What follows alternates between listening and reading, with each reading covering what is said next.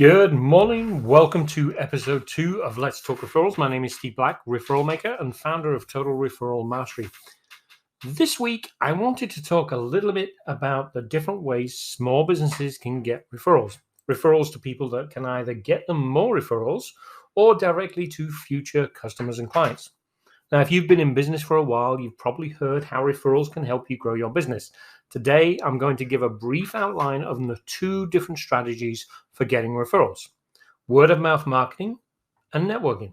Both overlap with each other, but each have their own processes and strategies you can use to generate referrals.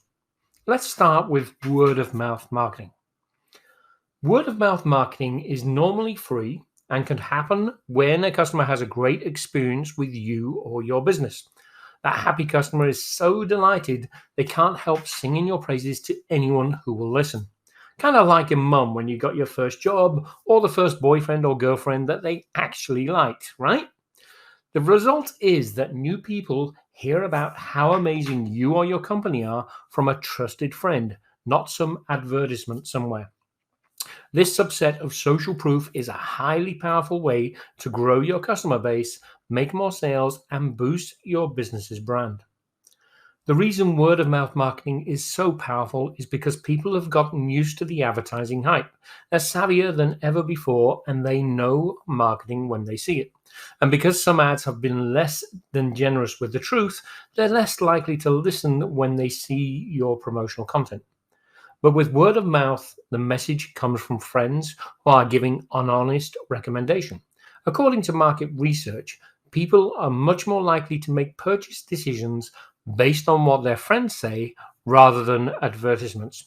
According to Nielsen, a global leader in audience measurement and analytics, 92% of consumers around the globe trust a recommendation from a friend or a relative over any other form of advertising.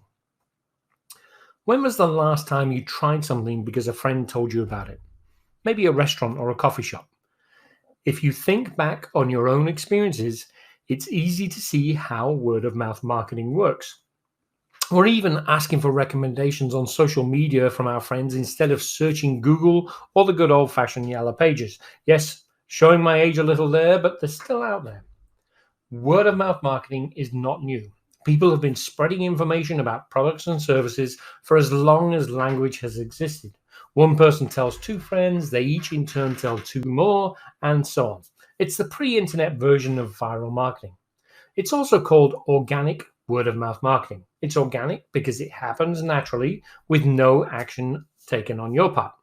Now, the good news is you don't have to rely on the hope that people will talk about you. Instead, you can make it happen by using accelerated word of mouth marketing. This is when you launch a campaign and employ tactics specifically designed to encourage word of mouth.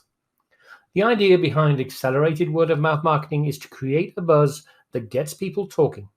Businesses can generate products and content with shareability in mind. They can leverage influencers and brand advocates to help spread the word and may even offer incentives to their audience for telling others. There are strategies that you can use that are guaranteed to get people talking and give them the nudge necessary to spread the word. All it takes is a little planning and effort. Now, if you harness the power of word of mouth marketing, you can get more out of your marketing efforts and grow your reputation using the oldest method of advertising known to mankind. The first step is to identify some strategies you can use to get people talking about you. If you know your audience well, you can easily find some ways to build buzz about you, your products, your services. When you improve your word of mouth marketing, you'll be able to trigger positive conversations about your business, expand your potential customer base, and generate sales, which will increase your revenue. The second method for getting referrals for your business is networking. Now, the overall objective of networking is to build relationships that can help you in your business and personal growth. That's why most small business owners put time and energy into networking. It's an invest now and you can reap the rewards in the future type of program. Modern trends in networking put the emphasis on helping others first. This means going into each interaction with a "what can I do for you" mentality rather than a "what can you do for me." You build your network by authentically helping others, and it's likely they'll be happy to reciprocate when you reach out for help. The law of reciprocity states, if you do something nice for me, I'll do something nice for you. I feel obligated to reciprocate. A great example of this is Christmas. You think about it. You've just spent a few weeks late in November or early December sending out all your Christmas cards to friends, to family, and customers. Then a week before Christmas, you receive a card from someone you didn't send one to. You go into panic mode. You rush around trying to find a card you can quickly send to that person, hoping it gets there before Christmas. That's the law of reciprocity in action. You feel the need and desire to return the favor and will spend an amazing amount of time and effort returning it. This is what makes networking so powerful when it's done the right way. As an entrepreneur or small business owner, you already know how to build relationships. You have an existing level of skill when it comes to interacting with people. After all, you probably do it every day with your suppliers, customers, and teams. Not everyone is naturally outgoing and stimulated by meeting new people. For some, it's a real challenge to walk into a room full of strangers, even though they may have a range of useful skills to offer. I'll cover more of this in a future podcast episode, but if networking does make you nervous, start small and work on your word-of-mouth marketing programs to start. We network every day, informally and quite naturally through simple conversations and relationship building. However, there are ways to increase networking opportunities to benefit your business and growth. You could look at networking groups such as BNI. As the owner of 3 BNI franchises in Texas, I know networking in these closed groups work. Take a look at BNI.com to help you find a local chapter to visit. Then there's the local Chamber of Commerce, a great place to network and build new relationships in the community. I would also look to Rotary or other local service groups or a trade association such as the Realtors Association or Home Builders Association, where you can meet new people and network. Each of these will come with an annual monetary investment, but the biggest investment will always be your time.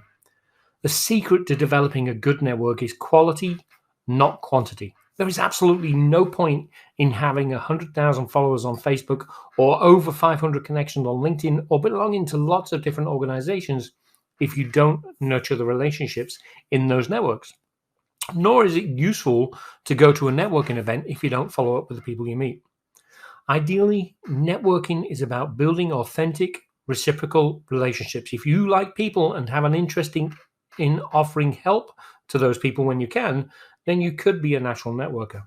And to clarify, this is not what some people call network marketing or multi-level marketing, though people in those businesses should definitely use word-of-mouth marketing and networking to help them build their businesses and downline them well. Your goal with networking is to build a deep network that you could call a support network or an inner circle. And just picture the concentric circles expanding outward from that middle point for the deep network. And for the different levels of networking until you get to your really wide network, and that's the outer circle. And the difference in each circle is twofold.